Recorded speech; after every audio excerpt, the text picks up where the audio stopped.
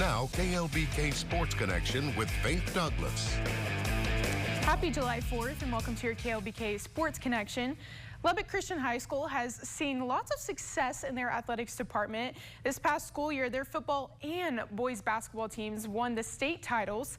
Here's the catch. Both the teams are under the direction of Coach Softley and Coach Softley. Here's how these two brothers made their way to Lubbock. In a small town in western Nebraska, 4 boys, sports-loving family, and so yeah, there was always a ball and a game and maybe a broken window or two involved. Yeah. We're going to be awesome. We're going to go to the NFL. We're going to make lots of money, and then we'll just be set for the rest of our life. That was always the goal. Lovers of the game of football, Chris and Kurt Softley were only separated by a 5-year age gap until there came a time when Chris moved away and they were separated by 3 states. My stuff to a random university in Texas called Abilene Christian University. Well, hey, this would be a fun adventure. You know, I'd read Friday Night Lights. He was actually on the first trip with us, and him and a buddy of mine that came down with me, and I heard him talking one night, and they said, you know, our job here is to make sure Chris hates this and comes back to Nebraska, right? And so it's funny just to think now, you know, whatever this is, 16 years later now that we're getting to coach together. Meanwhile, his little brother Kurt didn't like the idea of Texas football so much after watching West Texas A&M versus ACU. Like 98 to 72. 93-68.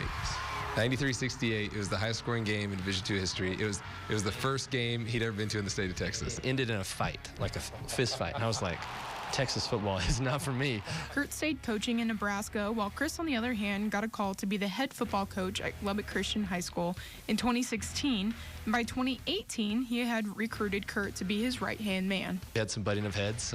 Should we go outside and talk about this? Or the easiest one is, of course, a state championship. Chris is the head football coach, and I'm an assistant. I'm up in the booth. And so just getting an opportunity to watch him, he got to enjoy it for a moment. It's just to get to see that, 1 as a coach, but 2 as a brother. Like, this has been one of his goals, and this is really cool that he gets to fulfill it, and I get to watch it. And so that was special. And then obviously getting to see him win it in boys basketball, and both of us getting to play really sound football and basketball at the right time and kind of create upsets in the championship games.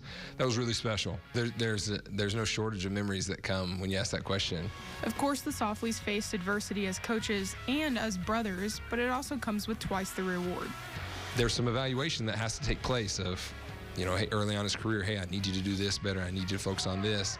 And then to see him do that and flourish and turn into an elite coach, I mean, you're proud as an athletic director and grateful, and then you're obviously extremely proud as a brother. Hear the second half of the Softley story later this week right here on KLBK. That's it for sports. We'll be right back.